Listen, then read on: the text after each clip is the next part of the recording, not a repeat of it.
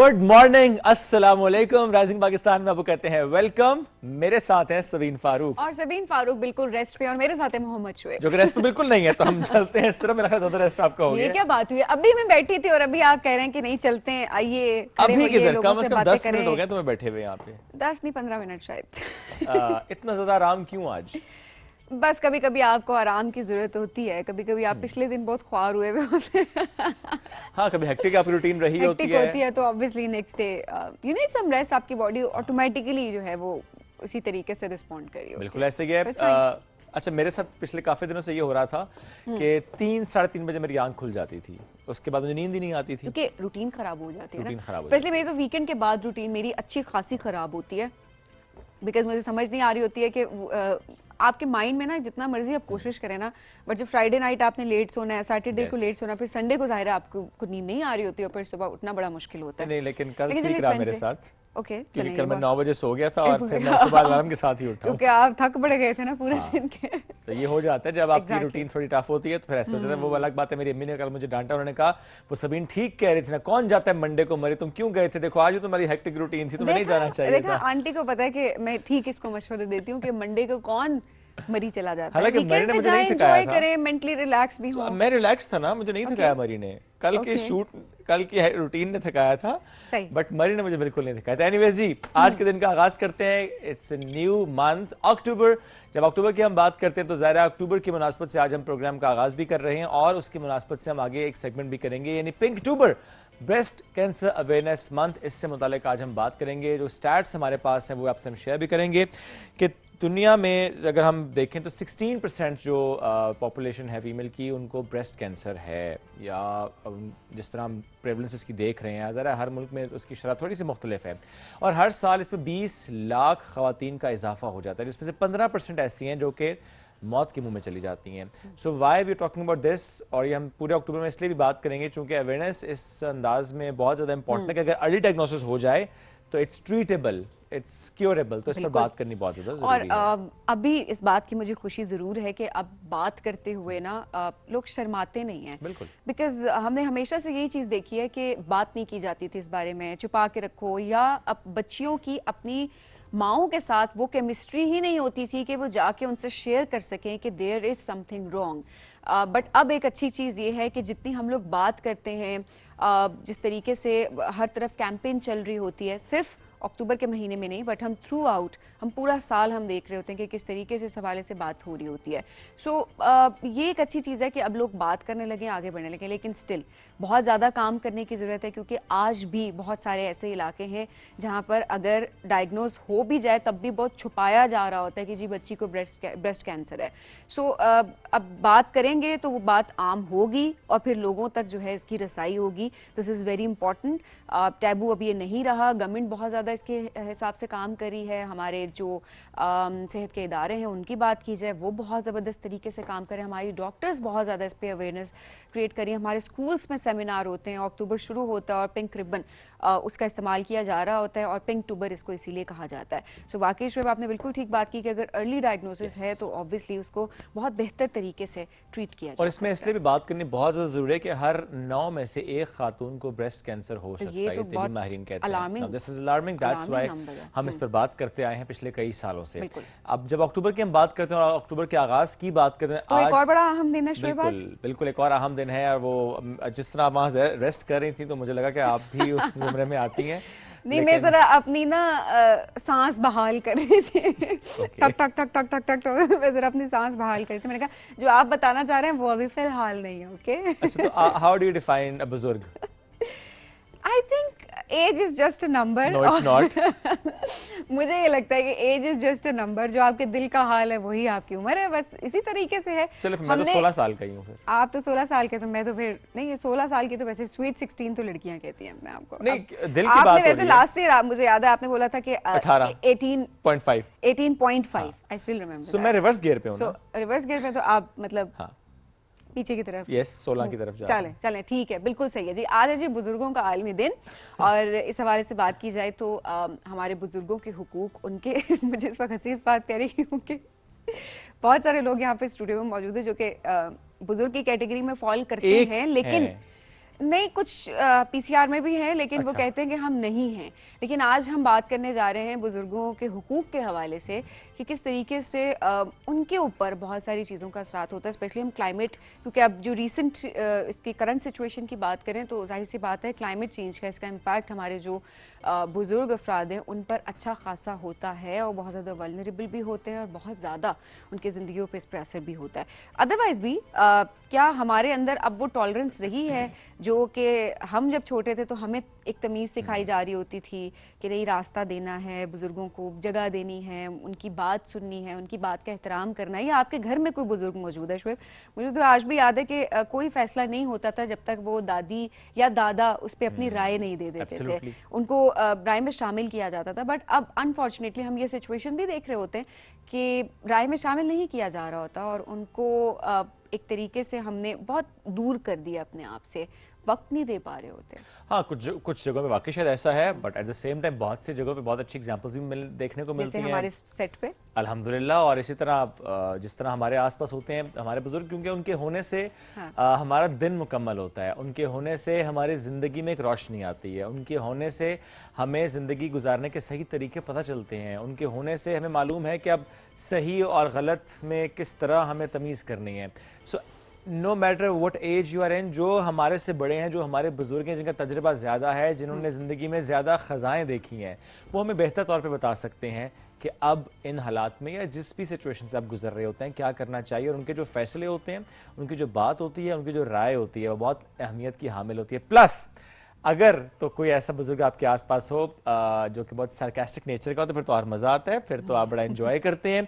उनके होने से आपके जो आसपास का माहौल है बहुत अच्छा हो जाता है। तो if you have somebody around you then you are blessed just like us. चले जी, अब देखिए अक्टूबर 1 अक्टूबर की बात की जाए तो कितना कुछ है बताने के लिए, कहने के लिए भी, और आई एम श्योर कि बहुत सारी और चीजें भी हैं जो कि हम डिस्कस करना चाहेंगे, लेकिन अपने अगले सेगमेंट्स में। तो हम ब्रेक लेते हैं। जानिब जी, stay with us.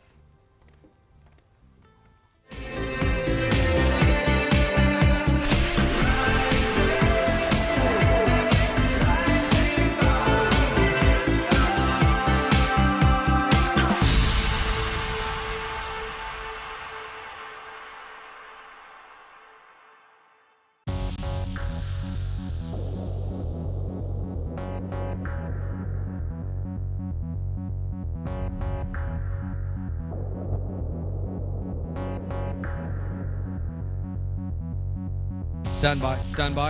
Rolling. Cue. चलिए जी, स्टार्ट करते हैं हम। Welcome to the all-new season of Pakistan Idol.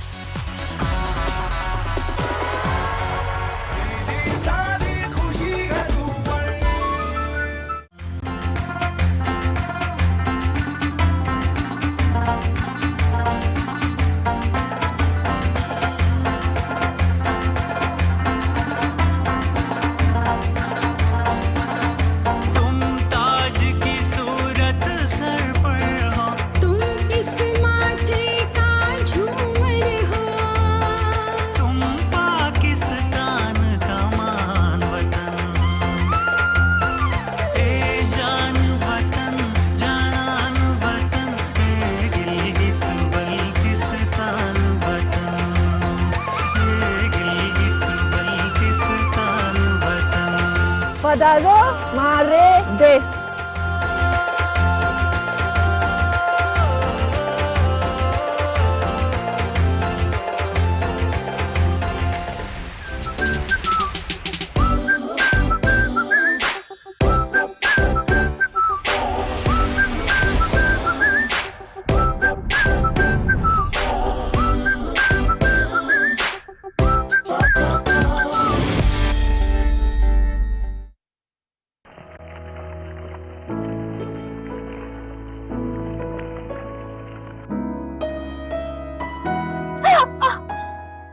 बाबा, आपने रोना शुरू कर दिया?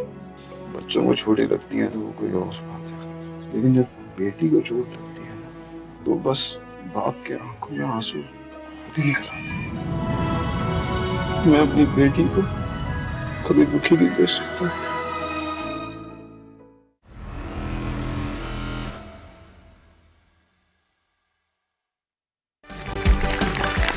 आज तो बड़े खुश हो, बड़े अच्छे कपड़े पहने हुए हैं यार। ये जो सूट मैंने जिससे सिलाया ना वो लेडीज दर्जी था।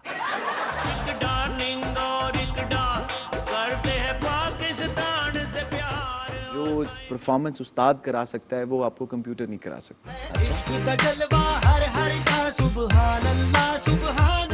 आप हीरो क्यों नहीं आए? मैं हीरो तो थोड़ा जा घट सोना, हाँ, ते कॉमेडियन तो थोड़ा ज्यादा सोना। जब आप किसी किरदार में जाएं तो फिर आप अपनी नफी कर दें और फिर उस किरदार में रहें। मेरे पाँव में बहुत दर्द हो रहा है। पाँव में दर्द हो रहा है तो किसी डॉक्टर को क्यों नहीं चेक करवाया? जिन्हें मूंह ने उन्नियां नसीतां वखो वख लै, 6वीं फेल कहंदा मेरी मन सैंस रख लै। ये तो नई जगह है, बैठे हैं हम जहां।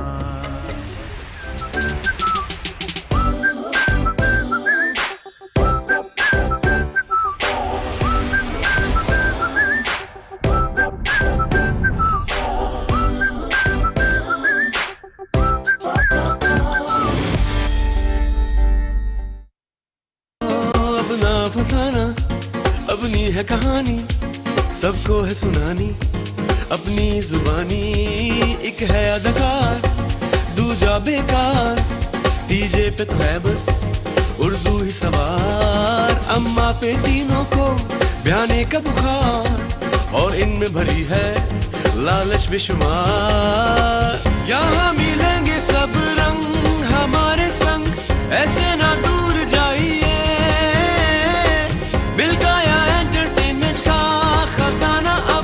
अंदर तशरीफ लाइए।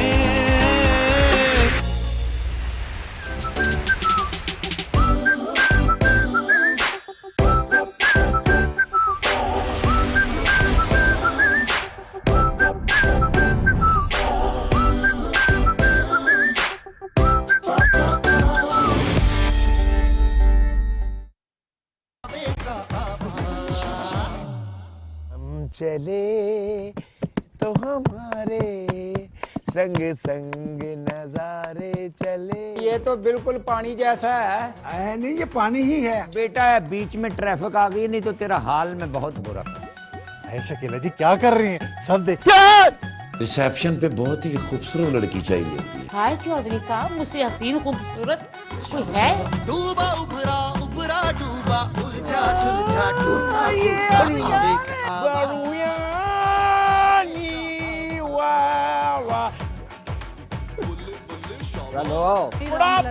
आइए आइए आ जाओ।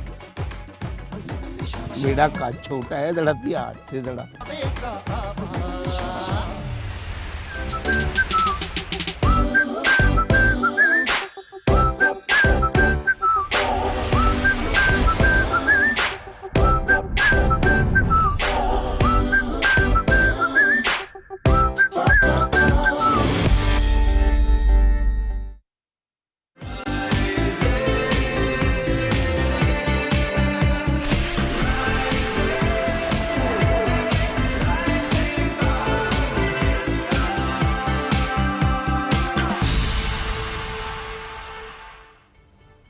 वेलकम बैक जी राइजिंग पाकिस्तान में आपको कहेंगे खुश आमदीद। और जिस तरीके से हमने बताया आपको ओपनिंग में भी कि अक्टूबर का आगाज़ हो चुका है, और जैसे ही अक्टूबर का आगाज़ होता है तो अब खुशी इस बात की होती है कि इसको पिंकटोबर कहा जाता है। और अवेयरनेस के पर्सपेक्टिव से कि किस तरीके से हम अवेयरनेस फैला सकते हैं ब्रेस्ट कैंसर के हवाले से, और किस तरीके से इस हवाले से बात होती है।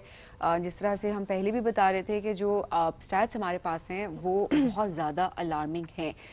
शुएब, आपने जिस तरह से कोट किया था कि 10 में से हर 9 में से एक खातून जो है उसको ब्रेस्ट कैंसर जो है होता है। और सबसे ज़्यादा मामला तब बिगड़ता है जब केस बिगड़ जाता है, आपको पता ही नहीं होता, या आप इग्नोर करते हैं बहुत सारे सिम्टम्स को, आप डॉक्टर के पास नहीं जाते, डायग्नोज नहीं होता, तो वहाँ पर जो है चांसेस जो हैं वो ट्रीटमेंट के बहुत हद तक कम हो जाते हैं।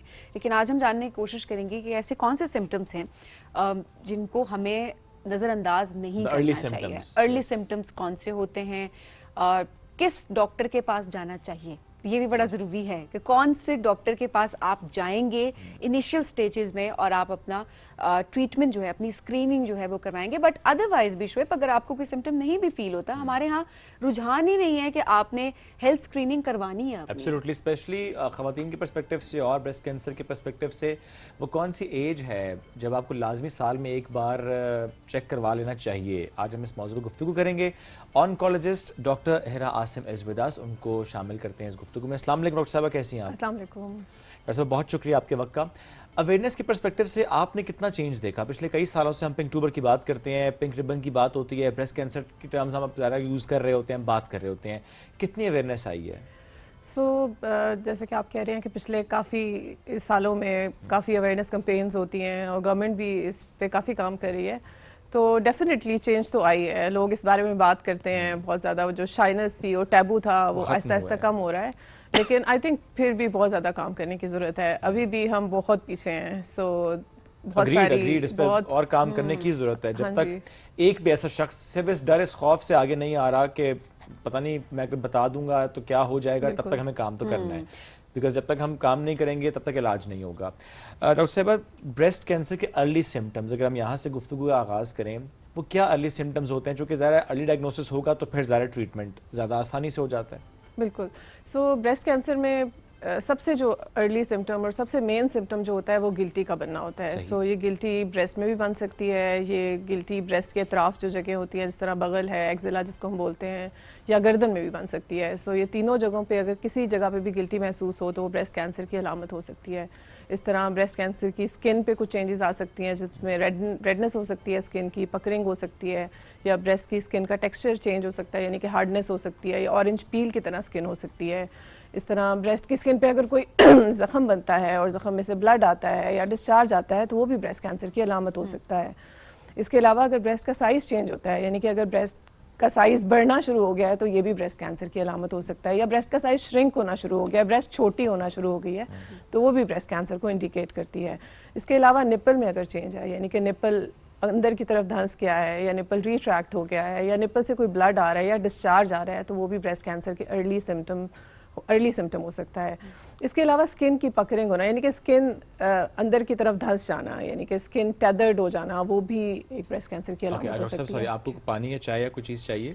आई एम फाइन, अगर पानी रख दें तो वो अच्छा पानी प्लीज मंगवा दो डॉक्टर साहब के लिए, थोड़ा सा गर्म पानी मंगवा लें। आजकल मौसम चेंज हो रहा है तो हम सबके गले ऐसे हो रहे हैं, हमारा भी लाइव शो में यही होता है, तो हमने साथ कप रखा होता है और पानी भिजवा दीजिएगा। बिल्कुल ऐसा ही है। अच्छा डॉक्टर साहब, अब आई एम श्योर कि बहुत सारे लोग तो चेंजेस नोट करने के बाद भी डॉक्टर के पास नहीं आ रहे होते, बिकॉज बिल्कुल वो हम अक्सर जो बात कर रहे होते हैं ना, खैर मैं मुहावरा नहीं बोलना चाहती यहाँ पे, हमारे जो सेल्फ मेडिकेशन है ना उसने बहुत ज़्यादा तबाहियाँ कर दी, और हम कहते नहीं कोई बात नहीं, हार्मोनल चेंजेस हैं, बच्चियाँ बड़ी हो रही हैं, कोई बात नहीं, वक्त के साथ चेंजेस आती हैं, ठीक है चेंजेस आती हैं, but at the same time जो इस तरह के सिम्टम्स हैं आप उनको भी तो इग्नोर नहीं कर सकते। इसके अलावा भी कोई हेल्थ कॉम्प्लिकेशंस होती हैं जिनको आपको इग्नोर नहीं करना चाहिए और डॉक्टर के पास जाना चाहिए? देखिए, ये तो हमने बात की अर्ली सिम्टम्स की, लेकिन अगर आपका कैंसर बढ़ जाएगा और वो स्प्रेड कर जाएगा तो फिर ऑब्वियसली आपकी जनरल हेल्थ इफेक्ट होगी, जिसके अंदर सबसे पहले आपकी भूख कम हो जाएगी, आपका वेट लॉस शुरू हो जाएगा, आपको जगह जगह पेन्स शुरू हो जाएंगी।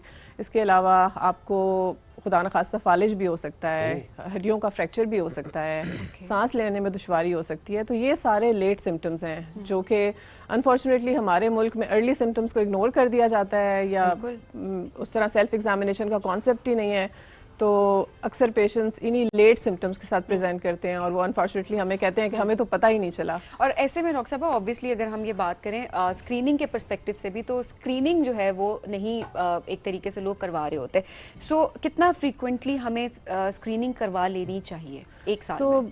ब्रेस्ट कैंसर के लिए एक स्क्रीनिंग टेस्ट मौजूद है जिसको हम मैमोग्राफी बोलते हैं। Mammography is an X-ray of the breast, simple X-ray है, जिस तरह चेस्ट का एक्सरे होता है उस तरह ब्रेस्ट के एक्सरे को मैमोग्राफी बोलते हैं। हम रिकमेंड करते हैं कि ऐसी खातून जिसकी उम्र 40 साल से ऊपर है वो सालाना अपना मैमोग्राम कराए। Every women who is above 40 years of age, उसको एनुअल मैमोग्राफी करानी चाहिए। ये हमारी रिकमेंडेशन नहीं है, ये WHO की रिकमेंडेशन है, ये डिफरेंट कंट्रीज़ में इस तरह से इम्प्लीमेंटेड है। लेकिन हमारे क्योंकि रिसोर्सेज रिस्ट्रिक्टेड है तो हम अपने पेशेंट्स को ये भी कहते हैं कि अगर आपकी फैमिली हिस्ट्री बहुत ज़्यादा स्ट्रॉन्ग नहीं है, आपकी फैमिली में कैंसर्स नहीं हैं और आपकी एज 40 से ऊपर हो गई है, तो आप बेशक एनुअल ना कराएं, आप every 2 years every 3 years mammography करा लें। अगर एनुअल आपके लिए पॉसिबल नहीं है, आपकी फाइनेंशियल रिस्ट्रिक्शंस हैं, तो आप एटलीस्ट 2 साल बाद या 3 साल बाद ज़रूर मैमोग्राफी कराएं। लेकिन अगर फैमिली में किसी और को कोई और कैंसर हुआ था, तब भी ये शो करता है कि आपको ब्रेस्ट कैंसर हो सकता है? बिल्कुल। कैंसर से रिलेटेड बहुत सारे सिंड्रोम्स होते हैं, जिसमें ये होता है कि अगर आपकी फैमिली में किसी को ओवेरियन कैंसर है या गैस्ट्रिक कैंसर है या पैनक्रियाटिक कैंसर है, तो ऐसी सूरत हाल में आपकी फैमिली में ब्रेस्ट कैंसर भी हो सकता है। अगर आपकी फैमिली में बहुत सारे कैंसर्स क्लस्टर्ड हैं, और ख़ास तौर पे वो क्लस्टर्ड कैंसर्स में जो मैंने अभी जिक्र किया, ब्रेस्ट कैंसर, ओवेरियन कैंसर या गैस्ट्रिक कैंसर या पैनक्रियाटिक कैंसर, ऐसे कैंसर्स क्लस्टर्ड हैं और आपके खाला बहन या इस तरह क्लोज रिलेटिव्स में ये कैंसर हो चुके हैं, तो ऑब्वियसली आपके लिए स्क्रीनिंग टेस्ट कराना और भी ज़्यादा इंपॉर्टेंट हो सकता है। तो जनरली इन पेशेंट्स के लिए हम 40 इयर्स पे तो जनरल पॉपुलेशन के लिए एक हमारी रिकमेंडेशन है कि आपने स्क्रीनिंग स्टार्ट करनी है। लेकिन ये जो हाई रिस्क पेशेंट्स या हाई रिस्क पॉपुलेशन है, जिनकी फैमिली में बहुत ज़्यादा कैंसर्स हैं, उनको हम इससे भी अर्ली रिकमेंड करते हैं कि वो स्क्रीनिंग टेस्ट कराएं। और इस फैमिली में भी आपका जो फोकस है वो माँ, खाला, बहन, खवातीन पे ही है? जी, इमीडिएट क्लोज रिलेटिव्स नहीं, खवातीन पे ही है? नहीं, इसमें मर्द भी शामिल है। यानी कि इसको भी मैं चाहूँगी कि आप क्लैरिफाई ज़रूर करें कि क्या वाकई ये होता है कि आप उसको निकलवा लें, वो बिनाइन है अभी फ़िलहाल के लिए, क्या वो बाद में जाके कैंसर में तब्दील हो सकती है? आप बिल्कुल सही कह रही हैं कि बायोप्सी के साथ बहुत सारे मिथ्स अटैच्ड हैं कि बायोप्सी होगी तो कैंसर बढ़ जाएगा या कैंसर हो जाएगा या कैंसर फैल जाएगा। ये बिल्कुल गलत है। जैसे मैंने आपको बताया, अगर आपको गिल्टी है और वो अल्ट्रासाउंड और मैमोग्राफी में भी कंफर्म हो गई है, तो नेक्स्ट स्टेप तो बायोप्सी ही होना है। बायोप्सी के बगैर ना आपको ये पता चलेगा कि वो बिनाइन है या वो कैंसरस है, और निकलवाना तो हमने अभी बात कर लिया is not the solution. Biopsy is the only test that can confirm cancer. अगर आपका कैंसर की बायोप्सी नहीं हुई, अगर आपकी गिल्टी की बायोप्सी नहीं हुई, आपका कैंसर कंफर्म नहीं हो सकता और दुनिया का कोई डॉक्टर आपको ट्रीट नहीं करेगा। तो ये जो अल्ट्रासाउंड करते हुए आपको बता देते हैं कि क्योंकि वो इरेगुलरिटी नहीं है उसके अंदर कोई, और वो प्रॉपर सिस्ट है, चाहे वो जितनी मर्जी पुरानी है, तो मैंने तो अक्सर डॉक्टर्स को ये कहते सुना है कि इट्स फाइन, आपको बायोप्सी की भी ज़रूरत नहीं है। अगर अल्ट्रासाउंड ने कंफर्म किया है कि जो चेंजेस आ रही हैं वो बिनाइन है और बायोप्सी की ज़रूरत नहीं है, तो फिर ठीक है।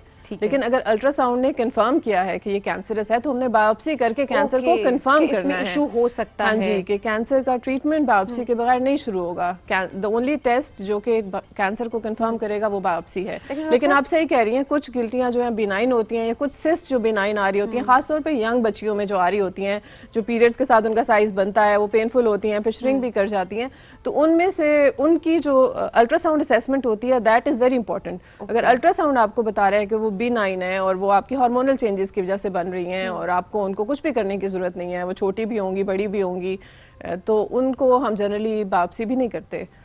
लेकिन इट इज़ वेरी इंपॉर्टेंट कि we have a good quality ultrasound to comment on that कि वो वाकई बिनाइन है। अच्छा, कोई बिनाइन सिस्ट आगे चलकर कभी अगर वो आप ऑलरेडी मतलब है आपके अंदर और वो साइज नहीं चेंज करी, लेकिन आगे चलकर क्या कोई बिनाइन सिस्ट कैंसर में तब्दील हो सकती है? कोई ऐसा चांस होता है, स्पेशली अगर उसमें इन्फेक्शन हो रहा है बार बार, और वो इन्फेक्शन नॉर्मल इन्फेक्शन के तौर पे लिया जा सकता है, उसमें फिलहाल कैंसर का कोई सिम्टम नहीं है? बहुत बहुत रेयरली ऐसा होता है। जनरली जो बिनाइन हमने अल्ट्रासाउंड पे कह दिए हैं, अगर उनमें हमें शक होता है कि ये बाद में जाके कैंसर बनेगी, तो हम आपको रिपीटेड अल्ट्रासाउंड एडवाइस करते हैं। यानी कि आपको उसको कंटिन्यूसली अल्ट्रासाउंड पे मॉनिटर करना होता है। हम आपको कहते हैं आप 6 मंथ्स बाद दोबारा कराएं, फिर 6 मंथ्स बाद कराएं, फिर अगर हम उसका साइज चेंज देखते हैं तो फिर हम आपको बायोप्सी रिकमेंड करते हैं।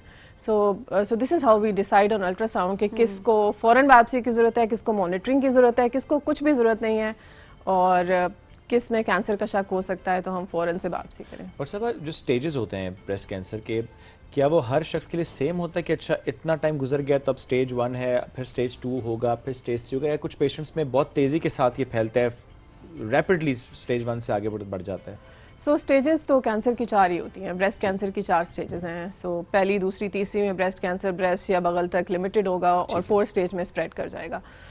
आपकी बात ठीक है। कुछ ब्रेस्ट कैंसर की टाइप्स इतनी एग्रेसिव होती हैं, specially triple negative breast cancer, HER2 positive breast cancer, के चंद महीनों में ब्रेस्ट कैंसर स्टेज 1 से स्टेज 4 तक पहुंच जाता है। Okay. लेकिन कुछ बहुत स्लो ग्रोइंग टाइप्स भी होती हैं जिनमें साल हमारी ख़वातीन गिल्टी को संभालती हैं और वो गिल्टी वहीं पर रहती है, वो इतनी तेज़ी से ग्रो नहीं करती। सो स्पेशली जो कैंसर यंग पेशेंट्स के अंदर होते हैं, यंग लोगों में होते हैं, 30s 40s में, वो ज़्यादातर एग्रेसिव होते हैं और उनमें जल्दी जल्दी स्प्रेड होता है।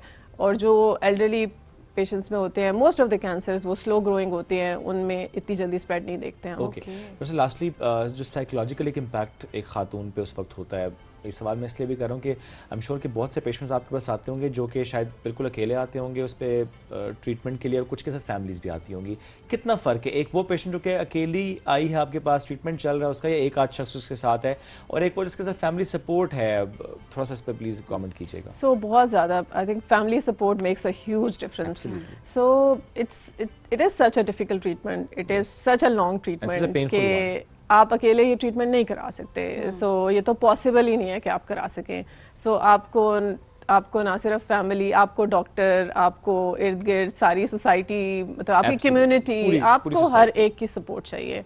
सो अगर ये सपोर्ट मिलेगी तो पेशेंट ट्रीटमेंट कराएगा, और अगर नहीं होती, जो पेशेंट्स सिंगल होती हैं या अनफॉर्चुनेटली विडो होती हैं, जिनकी फैमिली जहाँ पे नहीं होती, जिनके हस्बैंड बाहर होते हैं, अकेली यहाँ पे रह रही होती हैं, सो जनरली क्या होता है कि वो फिर ट्रीटमेंट बीच में छोड़ देती हैं। वो उस तरह रेगुलर अपने फॉलोअप्स नहीं कराती, अपना ट्रीटमेंट रेगुलर नहीं कराती, ऑब्वियसली फिर हमारे रिजल्ट्स उस तरीके से नहीं होते जो कि हम लेकिन देखते हैं। अगर सपोर्ट साथ हो फिर रिजल्ट्स अच्छे आते हैं ऑब्वियसली।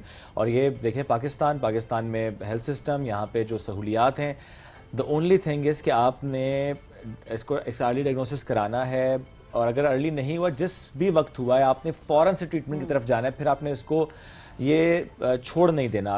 एंड आपने बिल्कुल 3 लफ्ज़ बड़े इंपॉर्टेंट, फैमिली, सोसाइटी, कम्युनिटी, बहुत इंपॉर्टेंट है कि आपकी पूरी सोसाइटी आपके साथ हो उस वक्त, बिकॉज आप अकेले नहीं करा सकते। और सपोर्ट दें। अक्सर हमने देखा, आई नो कहना बहुत आसान है यहाँ पे बैठ के कि फैमिली रिएक्ट कर जाती है, काफ़ी पेशेंट को भी परेशान कर देती है। हमारे लिए बहुत आसान है बात कहना, क्योंकि हम उस सिचुएशन से नहीं गुजरे, बट जो गुजर रहा होता है उसी को बेहतर पता होता है कि उसका अपना कितनी तकलीफ़ में और नहीं देखा जा रहा होता। बट ये भी बहुत ज़रूरी है कि अपनी हिम्मत को आप इसी तरीके से रखें, और इस आपको साइकोलॉजिकल हेल्प चाहिए, आप वो लें, आप थेरेपीज़ की तरफ बेशक जाएं, लेकिन इस चीज़ को मेक श्योर ज़रूर करें कि आपने पेशेंट को हिम्मत देनी है, ताकि वो उस पेनफुल प्रोसेस से गुजरे। कीमोथेरेपी अगर है या जो भी ट्रीटमेंट डॉक्टर ने रिकमेंड किया है, उस पूरे प्रोसेस से उसको गुजारना एक हिम्मत के साथ, उसको होप देना, ये बहुत ज़्यादा इंपॉर्टेंट भी है। डॉक्टर साहब बहुत शुक्रिया प्रोग्राम में हमें ज्वाइन करने के लिए। बहुत इंपॉर्टेंट टॉपिक जिस पे आज हम डिस्कशन कर रहे थे, और आखिर में इस सेगमेंट के एंड पे आप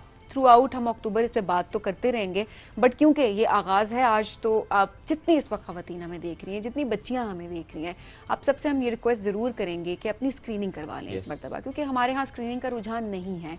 और जिस तरीके से बताया जाता है, अब तो यूट्यूब पे वीडियोस बहुत सारी मौजूद हैं, काफ़ी सारे हम ग्राफिक्स देख रहे होते हैं जिनमें हमें बताया जा रहा होता है कि किस तरीके से आप खुद से डायग्नोस कर सकते हैं, और उसके बाद अगर आपको कोई लम्प फील होता है आप डॉक्टर के पास जा सकते हैं, वो भी ज़रूर करें। एट द सेम टाइम अपनी स्क्रीनिंग जो है उसको मेक श्योर करें, ताकि अर्ली डायग्नोसिस हो और फिर ट्रीटमेंट थोड़ा बहुत आसान हो सके। हम बढ़ेंगे एक ब्रेक की जानिब, स्टे विद अस।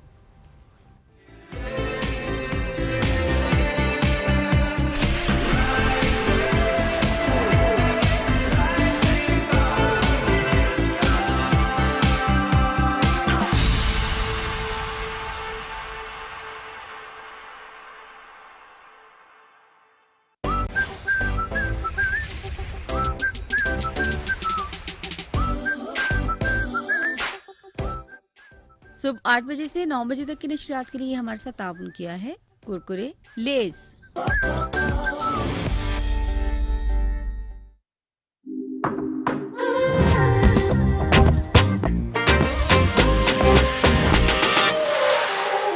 दिल विच लहरां उठ पईयां तैनू जे तकिया, धड़कन हो गई तेज मेरी जे स्वैग तेरा चखिया, दिल नू पै गया जिसका तेरा। Lay's wavy yogurt and herb, bold flavor done right. Uncle एक कुरकुरे। नहीं कुरकुरे। कुरकुरे ही क्यों?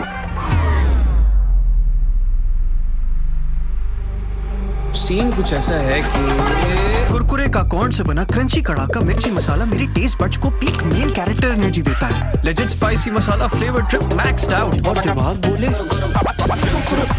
कुरकुरे का signature gold flavour serving only wins और मैं अपने कड़ाका एरा में क्रेजी।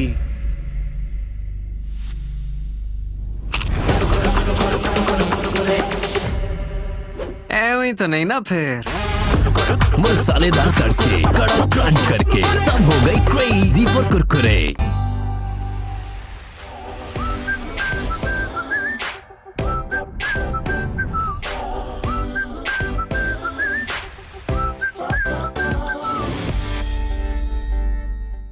अंकल एक कुरकुरे। नहीं कुरकुरे।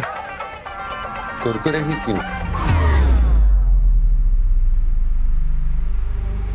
सीन कुछ ऐसा है कि कुरकुरे का कॉर्न से बना क्रंची कड़ाका मिर्ची मसाला मेरी टेस्ट बड्स को पीक मेन कैरेक्टर एनर्जी देता है। Legend spicy masala flavour trip maxed out और दिमाग बोले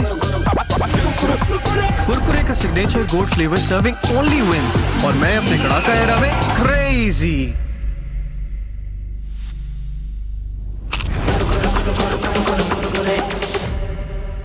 ऐਵੇਂ तो नहीं ना फिर मसालेदार तड़के कड़क क्रंच करके सब हो गई क्रेजी फॉर कुरकुरे।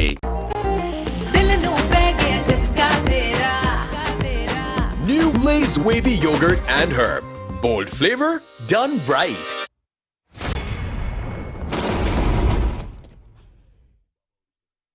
बिस्मिल्लाहिर्रहमानिर्रहीम। अस्सलाम वालेकुम डियर कॉलीग। हम जो human papilloma virus vaccine HPV vaccine के हवाले से जो कैंपेन कर रहे हैं इस वक्त मुल्क में ज़ोरों शोर से जारी है और इस दौरान हमने इंश्योर करना है कि हमारी बच्चियां जो 9 से 14 साल की उम्र को पहुंच चुकी हैं उनको हम वैक्सीनेट करवाएं।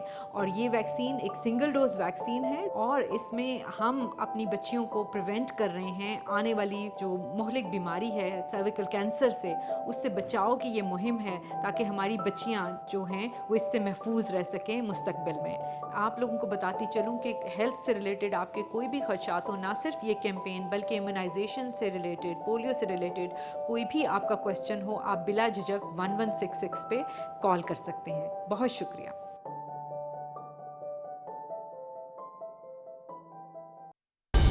दुरुस्त हर वक्त बर वक्त। 9 साल से 14 साल की बच्चियों को वैक्सीनेट करेंगे, उनको ये इंजेक्शन लगाएंगे। कोई मालूमात चाहिए और 1166 का नंबर आपके सामने लिखा है, कॉल करके बुलवाओ टीमों को अपने पास। पाकिस्तानियों को मरीज बनने से बचाना है।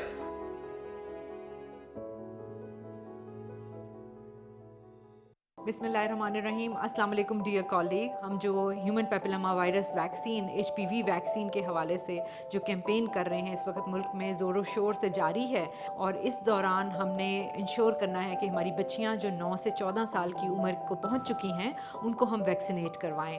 और ये वैक्सीन एक सिंगल डोज वैक्सीन है और इसमें हम अपनी बच्चियों को प्रिवेंट कर रहे हैं आने वाली जो मुहलिक बीमारी है सर्विकल कैंसर से, उससे बचाव की ये मुहिम है ताकि हमारी बच्चियां जो हैं वो इससे महफूज रह सकें मुस्तकबिल में। आप लोगों को बताती चलूं कि हेल्थ से रिलेटेड आपके कोई भी खदशात हो, ना सिर्फ ये कैंपेन बल्कि इम्यूनाइजेशन से रिलेटेड, पोलियो से रिलेटेड कोई भी आपका क्वेश्चन हो, आप बिला झिझक 1166 पे कॉल कर सकते हैं। बहुत शुक्रिया।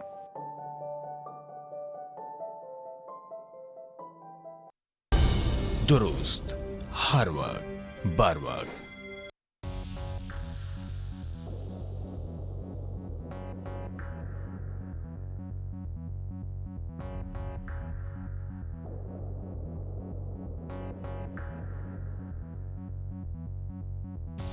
Stand by.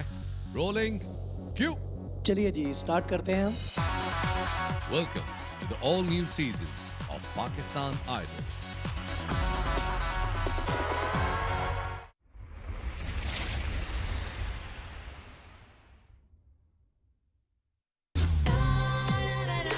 It's about friendship and reunion. आज वो दिन है कि they are here.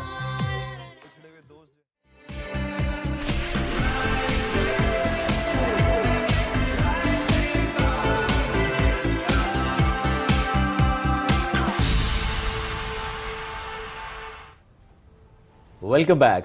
Mixed martial art में इंटरनेशनल टाइटल जीतने वाली बुशरा अख्तर आज हमारी मेहमान हैं। जिस तरीके से इस मुश्किल खेल का उन्होंने इंतखाब किया और मुख्तलिफ इवेंट्स में पार्टिसिपेट किया और मेडल अपने नाम किया, आज हम उनसे मुतालिक बात भी करेंगे। रिसेंटली लास्ट रादर इन अगस्त, क्योंकि अब अक्टूबर आ चुका है, king of ring kick boxing fight Bushra Akhtar और अफगानिस्तान की मुनीरा बख्तियारी के दरमियान हुई थी और बुशरा अख्तर ने दूसरे राउंड में उनको नॉकआउट कर दिया था। और इससे पहले वो एक और फाइट जिसमें ईरान में किक बॉक्सिंग में उन्होंने गोल्ड मेडल लिया था, दैट वाज इन 2019। और इसके अलावा बांग्लादेश की जो फाइटर हैं उनको भी वो हरा चुके हैं। इसके अलावा मुतादिद नेशनल इंटरनेशनल लेवल से पार्टिसिपेट कर चुके हैं, मेडल्स अपने नाम कर चुके हैं। तो Bushra is with us today, पहले भी एक दफ़ा इस सेट पर आ चुके हैं, तो उनसे आपकी मुलाकात कराते हैं और इस इवेंट से मुतालिक बात भी करेंगे। बुशरा अस्सलाम वालेकुम, कैसी हैं आप? मैं ठीक हूं अल्हम्दुलिल्लाह। ग्रेट। बुशरा पहले तो इसका मुझे बताएं, जो recent in August king of ring kick boxing fight, थोड़ा सा बताएं इसकी आपकी इस मिक्स मार्शल आर्ट में क्या सिग्निफिकेंस होती है इस फाइट की? किंग ऑफ रिंग जो इवेंट हुआ था, ये किक बॉक्सिंग जो फेडरेशन के जो प्रेसिडेंट हैं समीला काकर साहब, उनका मैं बहुत ज़्यादा मशकूर हूँ कि उन्होंने इस तरह से प्लेटफॉर्म ऑर्गेनाइज़ किया और हमें हमारे जैसे प्लेयर्स को प्रमोट किया, प्लेटफॉर्म जो है वो दिया हम लोगों को प्ले करने के लिए। तो उसमें ये था कि मेरी अफगानिस्तान के साथ जो मेरी ओपोनेंट थी मुनीरा के साथ मेरी फ़ाइट हुई थी। उसमें ये होता है वेट कैटेगरी के मुताबिक हमारी फ़ाइट्स होती हैं। मेरा जो वेट था, जिस वेट कैटेगरी में मैंने फ़ाइट की थी वो -52 थी। तो इसमें ये होता है कि किक बॉक्सिंग की फ़ाइट थी मेरी, इसमें आपकी किक्स होते हैं, आपके पंचेस होते हैं और इसके अलावा जो है आप जब आपके कैंप वेयर होते हैं, मतलब जब आपकी फ़ाइट नज़दीक होती है उसके मुताबिक आप ट्रेनिंग करते हैं।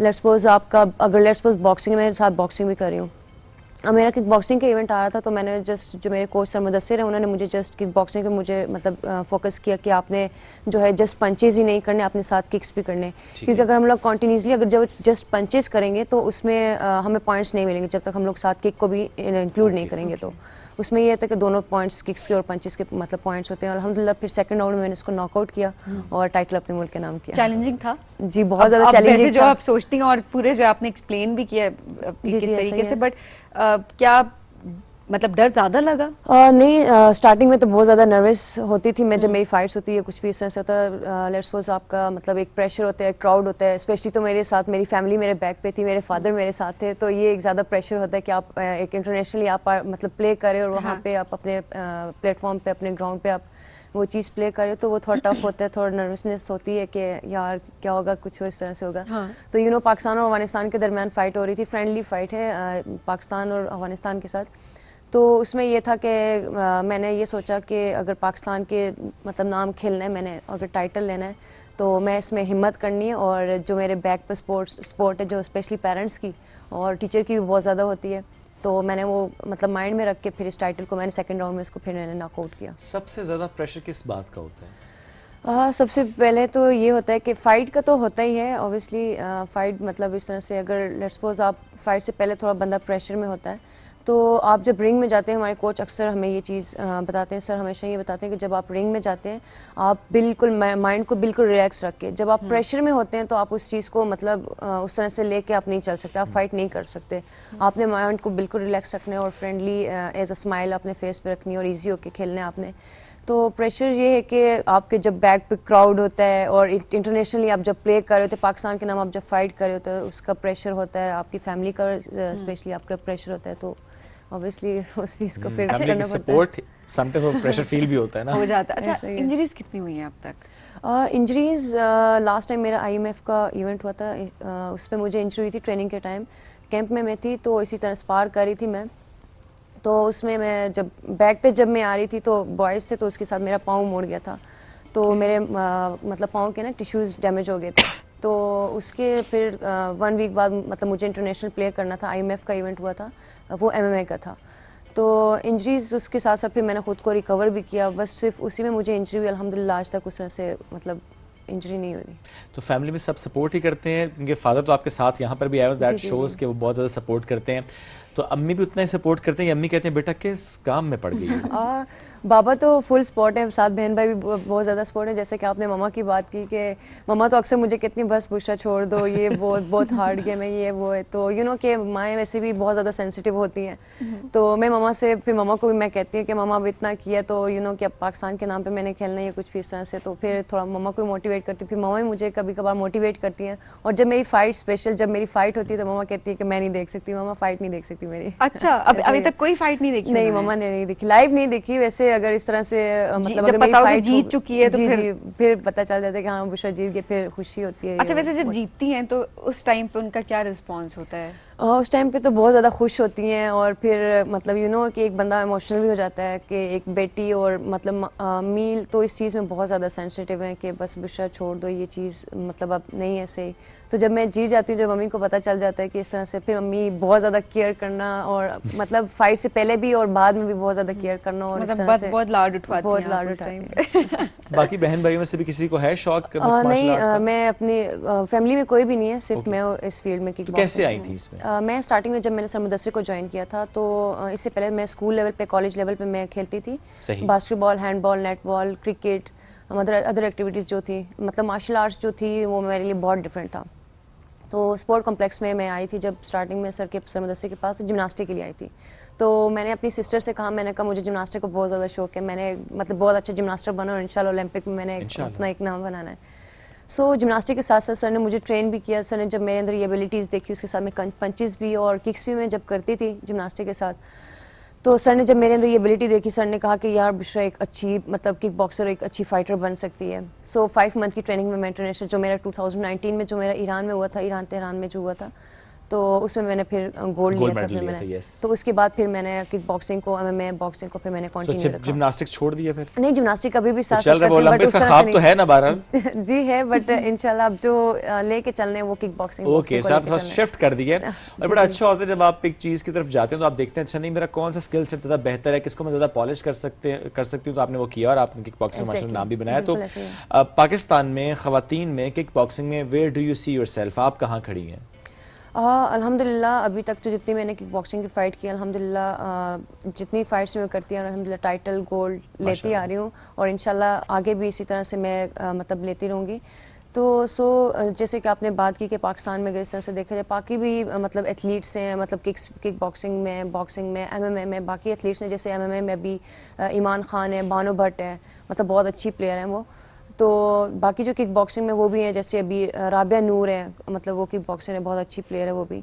तो इंशाल्लाह जिस तरह से आपने कहा कि अगर इस तरह से देखा जाए तो उस लेवल तक मैं भी मतलब टॉप में हूं अल्हम्दुलिल्लाह। नेक्स्ट कोई इवेंट जो आ रहा हो जिसकी तैयारी चल रही है? अपकमिंग जो मेरा इवेंट आ रहा है अभी 11 अक्टूबर को, मेरा श्रीलंका में आ रहा है। किक बॉक्सिंग का है वो भी। KFL जो इवेंट ऑर्गेनाइज कर किक बॉक्सिंग जो लीग है, तो वो लोग ऑर्गेनाइज कर, उसमें मैं पार्टिसिपेट कर रही हूँ श्रीलंका। तो उसके लिए ये है कि अभी 11 अक्टूबर को हम लोग जा रहे हैं, बट यू नो कि उसके लिए अब स्पॉन्सर वगैरह, जैसे कि आप देखा जाए कि अभी मैं श्रीलंका जा रही हूँ, उसके लिए मुझे अभी तक गवर्नमेंट की तरफ से कोई सपोर्ट नहीं है, मतलब मुझे अभी तक स्पॉन्सर वगैरह कुछ। अच्छा, आपने रीच आउट किया? आपने खुद से रीच आउट किया? रीच आउट अभी बाबा भी इस चीज़ के लिए मतलब बाबा सबके पास गए हैं स्पॉन्सर के लिए, बात की है। उसके अलावा मेरे कोच ने भी बहुत ज़्यादा मतलब इस तरह से सियासी मतलब जो बंदे उनके पास भी गए। Okay, we really wish and hope कि वो हो जाएगा, plus private sector also comes in. Exactly, वो भी आता है। देखें, अब मैं यही बात मैंने सवाल भी इसी वजह से किया क्योंकि हमारे पास बहुत सारे एथलीट्स आते हैं जो कि गवर्नमेंट की सपोर्ट से आगे बढ़ रहे होते हैं। सो मैं इसीलिए पूछ रही थी कि कितना विंडो रखा, बिकॉज ऑब्वियसली जब भी सपोर्ट की भी बात कर रहे होते हैं कैपेसिटी भी होती है, at the same time there is a process, so it takes time ना, थोड़ा टाइम लगता है चीज़ों को प्रोसेस करने में। तो प्रोबेबली वो टाइम भी रिक्वायर्ड है, बट आई एम श्योर कि आप जब दोबारा भी अप्लाई करेंगे, एक प्रोसेस से गुजरेंगी, तो आपको भी सपोर्ट मिलेगी, बिकॉज़ बहुत सारे एथलीट्स हमारे पास आते हैं। जैसे कि अभी देखें ना आप, अभी जैसे क्रिकेट है उसको जिस तरह से प्रमोट किया जा रहा है, इसके अलावा अगर बाकी एक्टिविटीज़ को जैसे बॉक्सिंग है, किक बॉक्सिंग है, मतलब यू नो कि पाकिस्तान के सारे स्पोर्ट्स को इक्वली इंपॉर्टेंस मिलनी भी चाहिए। थोड़ा सा मुझे बुशरा थोड़ा डाइट पे भी बताएं कि हम देखते हैं कि स्पेशली इन योर केस आपने एक वेट मेंटेन भी रखना है, but at the same time आपकी स्ट्रेंथ, आपकी इंड्योरेंस, उस पर भी इम्पैक्ट नहीं आना चाहिए। So what's your routine, diet plan क्या होता है, exercise and everything? Diet plan जो हमारा होता है, जब लेट्स सपोज जैसे अभी मेरा अपकमिंग जो इवेंट आ रहा है उसके लिए मैंने वेट 52 में मैंने फाइट करनी है, तो उसके लिए अभी मैं वेट पे ही हूँ। तकरीबन 1 kg का मतलब डिस्टेंस है अभी उसको मैं मेंटेन रख रही हूँ। उसमें ये डाइट प्लान में ये होता है कि आपने थोड़ा फास्ट फूड से, मतलब जंक फूड से, इन चीज़ों से आपने थोड़ा अवॉइड करना पड़ता है। तो अभी ये है कि जितने भी हमारे लेट्स सपोज अगर पार्टी वगैरह होती है, कुछ भी इस तरह से होता है, उन पे भी हम लोग जब फाइट्स नज़दीक होती है थोड़ा अवॉइड करते हैं। या जाएंगे तो आप वो चीज़ें नहीं खाएंगे। हाँ बिल्कुल ऐसा ही है, थोड़ा अवॉइड करना पड़ेगा। Dinner, lunch, healthy eating, healthy, बिल्कुल ऐसा ही है। उनमें आप हेल्दी ऑप्शंस पे जा सकते हैं। अच्छा, कितना वेट होता है जो कि मेंटेन करना होता है अभी आपकी हाइट के लिहाज से? कैटेगरी 52 kg के हिसाब से आई थिंक वही होगा 52 जी जी वेट अच्छा, okay, अब ये डिफरेंट होता है ना जब आपको जब फाइट्स होती हैं आपको वेट बताया जाता है कि आपने 54 में उस कैटेगरी में आपने ज़्यादा रहना होता है -52 इज योर कैटेगरी। ये बेल्ट अभी रिसेंट वाली है जी, अभी ये जो K1 का जो इवेंट हुआ ओके, इसमें 3 लोगोस है ना? जी जी, ये इसमें एक इसका डिस्ट्रिक्ट स्पोर्ट डिपार्टमेंट का ओके, एक I think government of Punjab का जी जी, इसका हुकूमत पंजाब का। See the government support is there. Yes जबरदस्त। पर thank you very much and all the best for the next fight जो कि श्रीलंका में आपकी इंशाल्लाह होगी। Thank you once again for joining us today. आज हम ब्रेक की तरफ बढ़ना है, ब्रेक से वापस आएंगे, रहिए साथ। ये है rising Pakistan.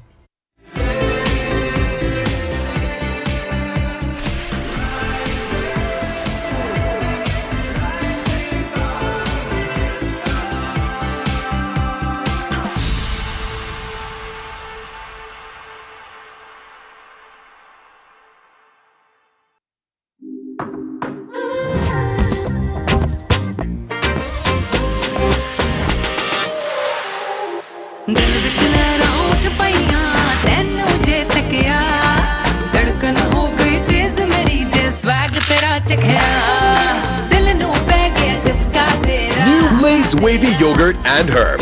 Bold flavor done right. Uncle एक कुरकुरे। कुरकुरे ही क्यों?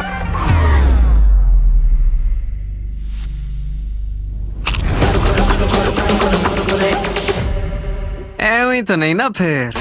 Crazy for Kurkure.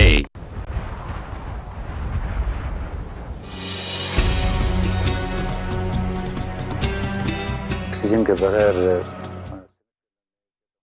हाँ, ये मेरी बेटी है, मेरी अकलौती बेटी है ये, और इस तरह ये मुझे अजीज है, मेरी अपनी बेटी। उस तरह से मुझे कौम की सारी बेटियां अजीज हैं, और इस वजह से मैंने अपनी बेटी से ये रिक्वेस्ट की कि तुम मीडिया के सामने जाकर ये वैक्सीनेट कराओ। तो कौम की बेटी उस वैक्सीन को लगाकर उसकी अगर जान बच जाती है, वो कैंसर से बच जाती है, तो हमारी दुनिया भी ठीक होगी और हमारी आखिरत भी ठीक होगी।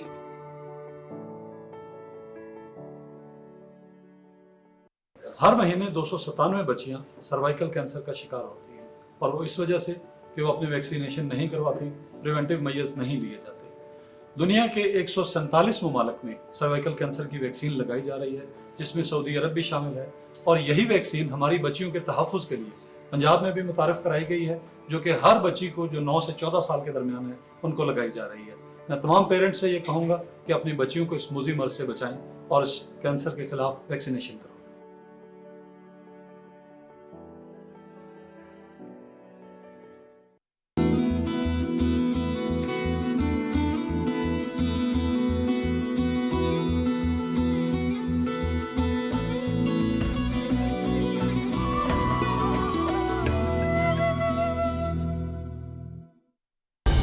दुरुस्त हर वक्त बर वक्त। इल्जाम, बोहतान, फेक न्यूज और प्रोपेगेंडा, आखिर कब तक? सांझ को आंच नहीं तो झगड़ा कैसा? सच नहीं रहेगा खामोश, ये बोलेगा जोर से शोर से। हकाइक की जरब से तोड़ेंगे झूठ का तिरस्कार।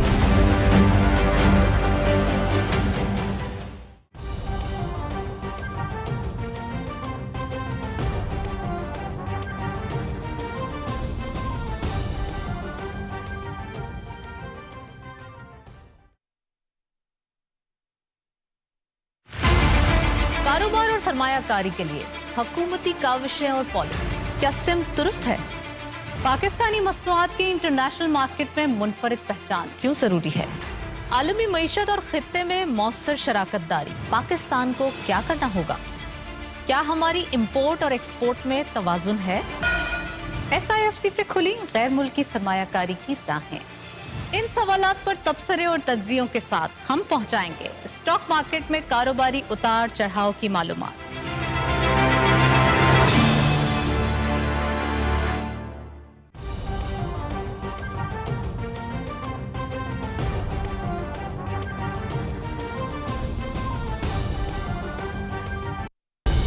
दुरुस्त हर वक्त बर वक्त। जब से वैक्सीनेशन शुरू हुई है उस हवाले से कई नेगेटिव गुमराह कुन प्रोपेगेंडा होता चला आ रहा है। शायद कोई ऐसा नेगेटिव जहन पॉजिटिव हो जाए और वो वैक्सीन करवाएं और मुल्क में कोई भी नेगेटिव जहन के रखने वाले या इसके खिलाफ बात करने वाले वो भी अपनी इस्लाह करें और कोई भी मेरे मुल्क की बेटी जो है वो इस नेगेटिव प्रोपेगेंडे के ऊपर अपने आप को इस वैक्सीन से महरूम ना रखे। हर महीने 297 बच्चियां सर्वाइकल कैंसर का शिकार होती हैं और वो इस वजह से कि वो अपने वैक्सीनेशन नहीं करवाती, प्रिवेंटिव मेजर्स नहीं लिए जाते। दुनिया के 147 ममालिक में सर्वाइकल कैंसर की वैक्सीन लगाई जा रही है, जिसमें सऊदी अरब भी शामिल है। और यही वैक्सीन हमारी बच्चियों के तहफ़्फ़ुज़ के लिए पंजाब में भी मुतारिफ कराई गई है, जो कि हर बच्ची को जो 9 से 14 साल के दरमियान है उनको लगाई जा रही है। मैं तमाम पेरेंट्स से ये कहूँगा कि अपनी बच्चियों को इस मूज़ी मर्ज से बचाएं और इस कैंसर के खिलाफ वैक्सीनेशन करें।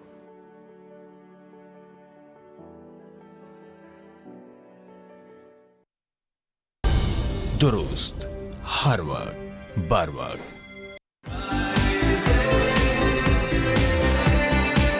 कोशिश करेंगे बिकॉज हर जगह के जो डायनामिक्स हैं वो मुख्तलिफ होते हैं।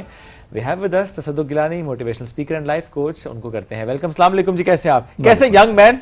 I am fine. ग्रेट। आप कैसे Sabeen young girl? I am fine. अच्छा सबीन, अभी और बहुत से लोग एक बात करते हैं age is just a number. मैं पर्सनली उससे अग्री नहीं करता। मेरे लिए इट्स एज इज एज, मतलब मैं वो कहता हूँ it's not just a number, हमें उसको एडमिट करना चाहिए, बट हम नहीं करते नॉर्मली एडमिट। ये मेरे अपनी पर्सनल राय है। तो आप बताएं सर, बुजुर्गों की डेफिनेशन क्या है? जो दिल से बुजुर्ग है, क्या वो बुजुर्ग है या एज है मैटर करती है? अच्छा, ये आपने बड़ी खूबसूरत बात की। कुछ लोग बचपन से बुजुर्ग होते हैं। सही बात है। तो ऐसा भी है। ये एक मेरा ख्याल है there is no shortcut to experience. Yes.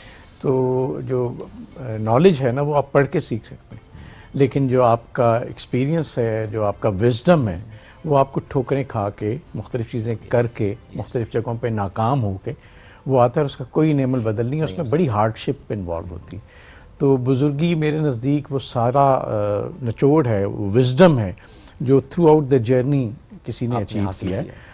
और इसमें जैसे आप कहते हैं ना, age is just a number, is basically आपको मोटिवेट करने के लिए कि आपको मतलब फिजिकली या मेंटली डीमोटिवेट होने की ज़रूरत नहीं है। क्योंकि हमारे यहाँ 40 के हो जाते हैं तो हम कहते हैं अब हम बूढ़े हो गए, क्योंकि 40 साल ख़वातीन के हवाले से स्पेशली कहते हैं, तब तो 40 साल की बूढ़ी, ये लिटरली हमारे लफ्ज़ होते हैं जो हम डीमीन कर रहे होते हैं। इस तरह से हम अपने बुजुर्गों को भी डीमीन कर रहे होते हैं।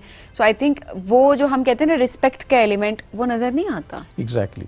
तो आमतौर पे जैसे आपने 40, तो बेसिकली मेरे ख्याल मेच्योरिटी शुरू होती है वहाँ से। एग्जैक्टली। और आप उससे पहले ना, मैं अक्सर कहता हूँ कि हम पता नहीं क्या क्या कर रहे होते हैं। 40 के बाद समझ आता है कि नहीं यार वो सारा ही सब गलत था। इसीलिए मैं इनसे हर बात में इनसे पूछ रही होती हूँ। जी हाँ।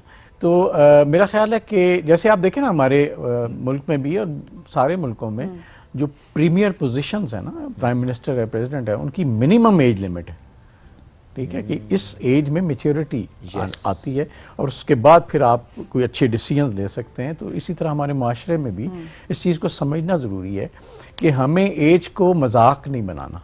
एज तो एक रिस्पेक्ट का एलिमेंट है कि यार अब कुछ एक बड़े मशहूर आदमी थे, वो कहते थे ज़रूरी नहीं हर बंदा पूरा चक्कर लगा के वही सीखे जो एक बंदे ने 50 साल पहले सीख लिया।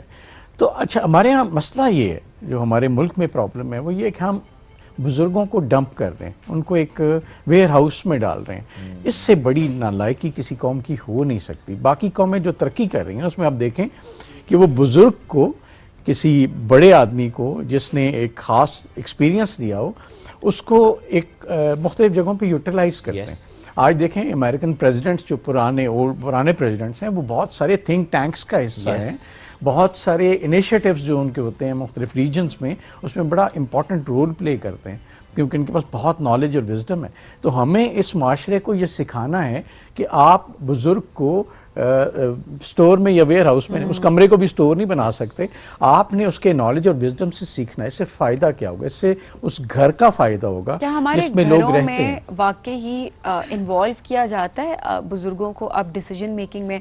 आज ही हम बात कर रहे थे इस हवाले से कि हमें अपना बचपन जो याद है, हमें जैसे हम बड़े हुए, हमें याद है कि कोई डिसीजन घर का ऐसा नहीं होता था जिसमें दादी या दादा की राय शामिल नहीं होती थी। पूछा जाता था और डिसाइड किया जाता था, decide ही वो कुछ भी करते होता था, वो डिसाइड ही अक्सर औकात बहुत सारी सिचुएशंस में वो लोग कर रहे होते थे।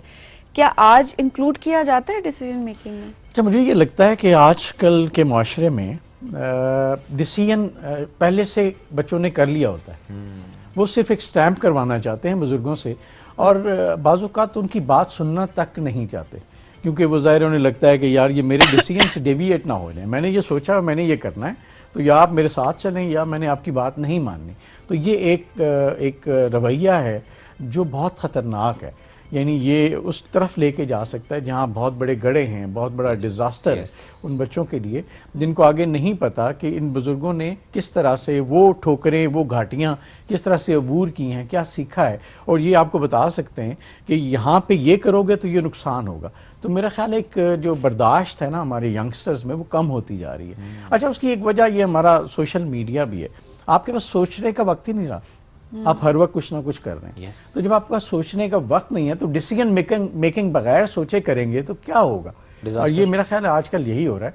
तो जो आप बात कर रही हैं, हमें अपने सबसे पहले पेरेंट्स को चाहिए कि वो अपने बुज़ुर्गों को एहतराम दें ताकि बच्चे सीखें कि बड़ों को कैसे एहतराम देना है। और अच्छा, ये बुज़ुर्ग जो हैं वो किसी के भी बुज़ुर्ग हो सकते हैं, सही बात है। अब ये नहीं कि मेरे बुज़ुर्ग हैं तो काबिल एहतराम है, किसी और के तो काबिल एहतराम नहीं है। जो बुजुर्गी है ना, अल्लाह ने उसको इज्जत दी है, बेशक अल्लाह ताला ने हर बुजुर्ग बूढ़े आदमी को इज्जत दी है, उसकी दुआओं को कबूल किया है, उसको उसके अंदर ना एक बस जैसे माँ बाप हैं, चाहे वो जैसे भी हों, औलाद के लिए उनकी दुआ कबूल करते हैं अल्लाह। तो ये जो है ना, ये अल्लाह का एक सिस्टम है, उसको आप वायलेट नहीं कर सकते। तो हमें ये समझना है कि हम खुद भी सबसे पहले बच्चों के सामने मिसाल कायम करें कि हम आके बुजुर्गों से मशवरा लें, बजाय इसके कि हम उनको अपना डिसीजन सुनाएं, उनसे डिस्कस करें, उनकी बातों को सुने। हमारे यहाँ लिसनिंग का बड़ा फुकतान है, सुनना ही नहीं चाहते। यानी आप बात कर रहे हो ना तो बच्चे समझते हैं यार ये क्या है, मैं इससे बेहतर है कुछ और कर लूँ। तो ये बड़ा ख़तरनाक रुझान है, मेरा ख्याल है इसके लिए बहुत ज़्यादा काउंसलिंग की ज़रूरत है।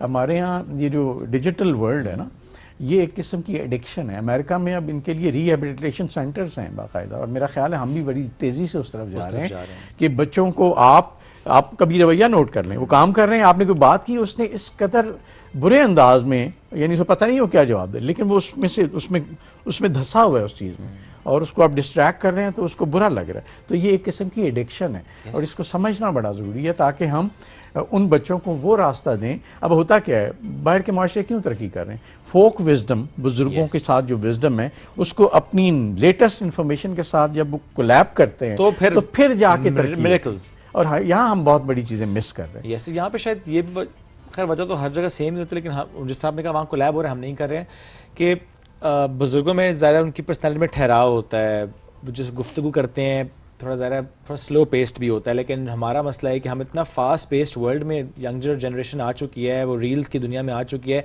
हमें हर चीज़ बस क्विक चाहिए, हमें होता है बस छोटी बात हो। दैट इज़ द रीज़न कि एक गैप क्रिएट हो गया हुआ है। अब इस गैप को ब्रिज कैसे किया जा सकता है, because we need to fix it actually. ये आपने बड़ी अच्छी बात की है। अब ये नहीं है कि हम बच्चों को ये बताएं कि यार तुम ये करो, क्योंकि उनकी तो समझ में उतना ही आएगा जितना। अब हमें थोड़ी अपनी पेस तेज़ करनी पड़ेगी, हमें कहीं वो गैप ब्रिज करना पड़ेगा। वो अपने इंस्टीट्यूशंस में भी करना है, घरों में भी करना है। अच्छा, मेरे ख्याल में ना जितना हम ख़वातीन के बारे में बात करते, सबसे इम्पॉर्टेंट एलिमेंट किसी माशरे का खातून है। अगर खातून किसी चीज़ पर कन्विंस हो गई ना, वो पूरे घर को और पूरे माशरे को, यानी आपके आसपास के लोगों को कन्विंस कर लेगी। तो हमें, मेरा ख्याल है हम सब ठोकरें खा के सारे सीखते हैं, लेकिन मैं ये पैगाम देना चाहूँगी अपनी ख़वातीन को, जब आप कन्विंस कर लेंगे या वो उनके साथ बात हो जाएगी और वो इसको जिम्मेदारी समझ के आगे करेंगे तो ये सिलसिला आसान हो जाएगा। बच्चा अपनी माँ से बात करते हुए ज़्यादा कंफर्टेबल होता है, ठीक है ना, जैसे आप कह रहे हैं जल्दी में होते हैं। तो माँ के पास वो एक ख़ास टेक्निक है जो मैं आज तक नहीं समझ सका, मैं नहीं सीख सका। वो टेक्निक है जो वो उसको अपने साथ लेके चलती है। तो हमें ये सब को इन्वॉल्व करना पड़ेगा ताकि मेरी पेस जो बहुत स्लो है, फॉर एग्जांपल मेरे बच्चे की पेस जो बहुत फास्ट है, उसके बीच में एक ब्रिज है, वो खातून है। तो ये सबको अपनी अपनी जिम्मेदारी जब वो अदा करेंगे, नेचुरल सी चीज़ है। ऑब्वियसली बच्चा माँ के साथ आपकी अटैचमेंट वैसे ही ज़्यादा हो रही होती है। अच्छा, तसद्दुक साहब, आपका नाम इतना वैसे टंग ट्विस्टर है, मेरे जुबान पर चढ़ता बढ़। अच्छा सर, ये बताइएगा कि हमने ओल्ड एज होम देखे, उसमें बुज़ुर्गों के हालात हमने देखे हैं, थोड़ा इस फैक्टर को भी मैं चाहूँगी इस पे भी हम ज़रूर बात करें। हमने ये देखा है कि कुछ गलतियाँ बुज़ुर्गों से भी हो जाती हैं, इमोशनल एंगल उसमें आ जाता है काफ़ी। जायदाद सारी बच्चों के नाम कर दी कि बूढ़े हो गए हैं तो अब बच्चों के नाम कर दी, क्योंकि बच्चे अब आगे लेकर चलें, और वही बच्चे होते हैं जो कि उसके बाद आपको दरबदर कर देते हैं और आपके पास रहने का ठिकाना नहीं होता या आपको ओल्ड एज होम भेज देते हैं। ज़्यादातर जो स्टोरीज़ हैं वो इसी तरह की स्टोरीज़ हैं कि उनके नाम पे कुछ होता ही नहीं है, ना घर है, ना जायदाद है, ना कुछ और। तो ये भी एक फैक्टर होता है कि कहीं ना कहीं इमोशनल एलिमेंट को भी साइड पर रखना होता है, और अपनी सिक्योरिटी के लिए भी। बच्चों के लिए तो बहुत सोच रहे होते हैं माँ बाप, हमने देखा बच्चों के लिए सोच, जीते ही बच्चों के लिए हैं, लेकिन बहुत सारे बच्चे देखे हैं जो कि नाकदरी कर जाते हैं पेरेंट्स की। ये गलतियाँ भी हमारे माशरे में हैं, जो कि हमारे बुजुर्गों को भी एक अच्छी काउंसलिंग की ज़रूरत होती है कि वो अपनी सेफ्टी, अपनी सिक्योरिटी को भी मेंटेन रखें। बहुत इम्पॉर्टेंट बात है। अच्छा, इसमें ना पहली मैं 2-3 बातें कहूँगा। पहली बात यह है कि हम जो बुज़ुर्ग हैं या हमसे जो बड़े हैं, वो जब एक सिचुएशन में होते हैं, यानी आप बाहर काम कर रहे हैं, बहुत प्रेशर है, आपको पता है there are so many people जो आपकी ब्लैक पुलिंग कर रहे होते हैं, बड़ा सर्वाइवल मुश्किल होता है। वो जब वापस आते हैं ना घर, तो वो भी थोड़ा सा गलती ये करते हैं कि बच्चों को थोड़ा सा मतलब आप ये कहना चाहिए कि डांट टपट या वो सारा गुस्सा किसी हद तक उन पे उतार देते हैं। उन्हें ये नहीं पता होता कि कल ये चीज़ बच्चों के अंदर जो मुंतकिल हो रही है वो रिफ्लेक्ट बैक भी कर सकती है। यहाँ हमें किसी हद तक एहतियात करनी चाहिए। दूसरा, बच्चों को भी ये समझाना चाहिए कि ये एक हीट में से आया है, तो अब ये कुछ कहे भी तो जैसे हमारे मज़हब की बातें खूबसूरत है कि माँ बाप गलत भी हो ना, आप लोग ये गलत हैं, फिर भी उनके साथ बहस नहीं करनी, कुछ तो मसलियत होगी ना उसमें, तो ये बच्चों को भी सिखाना है। तीसरी बात जो आपने कही वो ये है कि इनसिक्योरिटी बढ़ रही है। अब बुज़ुर्ग को ये पता होता है कि मैं अब जब आगे जा रहा हूँ तो मैं निगलेक्ट भी हूँगा, रो भी रहा होता है, अभी से शुरू हो जाता है कि वो कमरे में बैठा है, कोई उसके पास जा नहीं रहा, वो किसी के पास आता है, किसी के पास वक्त नहीं है, और ज़ाहिर है तवज्जो जैसे बच्चे को चाहिए होती है बुज़ुर्ग को भी चाहिए होती है। तो दूसरी गलती यहाँ हम ये करते हैं कि हम वो निगलेक्शन जो आ जाए। तीसरी जो बात आपने की है बड़ी इंपॉर्टेंट है, बड़ी मिसालें कि आप मोहब्बत में अपना सारा कुछ बांट देते हैं और बाद में फिर आपके पास जब कुछ नहीं बचता तो फिर ओल्ड होम रह जाता है। और ओल्ड होम का कॉन्सेप्ट ये था कि बुज़ुर्गों की चूँकि कंपनी नहीं होती तो उनको एक कंपनी दी जाए, उनकी सेहत का ख्याल रखा जाए, हेल्दी एक्टिविटीज़ रखी जाएँ ताकि उनको तवज्जो मिले। लेकिन यहाँ हमारे यहाँ मसला ये है कि वही मैं कहता हूँ वेयर हाउस है, यहाँ पे बुज़ुर्गों को डंप कर दिया जाता है। वहाँ भी अनफॉर्चुनेटली इतने ऑर्गेनाइज तो नहीं है, गवर्नमेंट ने इस हद तक मेरा ख्याल है वहाँ काम नहीं किया, करना चाहिए, बहुत ज़रूरी है, क्योंकि वो जो ख़जाना बैठा हुआ है ना, अगर वो उसको आप एडवाइज़र के तौर पे कहीं इस्तेमाल करें, उनसे फ़ायदा उठाएं, उसके लिए उनका मेंटली सेहतमंद रहना बड़ा ज़रूरी है।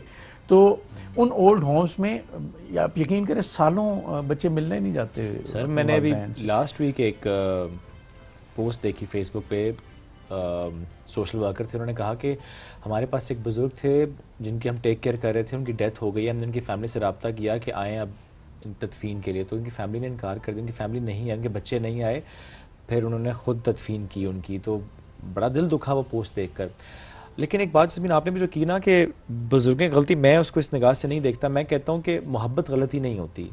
अगर किसी पेरेंट्स ने बच्चों के नाम जायदाद की है, वो मोहब्बत में की है, उनके ख्याल में की है, गलती बच्चे करेंगे। मुझे लगता है यहाँ पर ना काउंसलिंग की बहुत ज़रूरत होती है। थोड़ा सा मैं डिसएग्री इस लिहाज से भी करूँगी क्योंकि सारी ज़िंदगी बच्चों को दे देते हैं, ठीक है पेरेंट्स, अब गलती बच्चों की है, लेकिन किसी की गलती की वजह से माँ बाप को सफ़र नहीं करना चाहिए। हाँ, वो सफ़र वो एक एलिमेंट अपनी जगह पे, लेकिन मैं तब भी मतलब मैं यही बात कहूँगी कि इस चीज़ को ज़रूर देखना चाहिए कि अपनी सेफ्टी, अपनी सिक्योरिटी भी आपने रखनी है थ्रू आउट। के कल को कोई नहीं है अगर आपका ख्याल रखने के लिए, तो आपके पास छत तो होना, आप खुद तो होना। मतलब लेकिन यहाँ मैं एक बात ऐड करूँगा कि हमारे गवर्नमेंट को इस खास तौर पे एड्रेस करना चाहिए कि जो खुदा न खास्ता होना यही चाहिए, इस्लामी कानून से बेहतर कोई नहीं है। तरके का कानून है, जब वो बाप फौत हो गया है, माँ खुदा न खास्ता फौत हो गई है, तो उसके हिसाब से वो तरक्की का एक कानून है।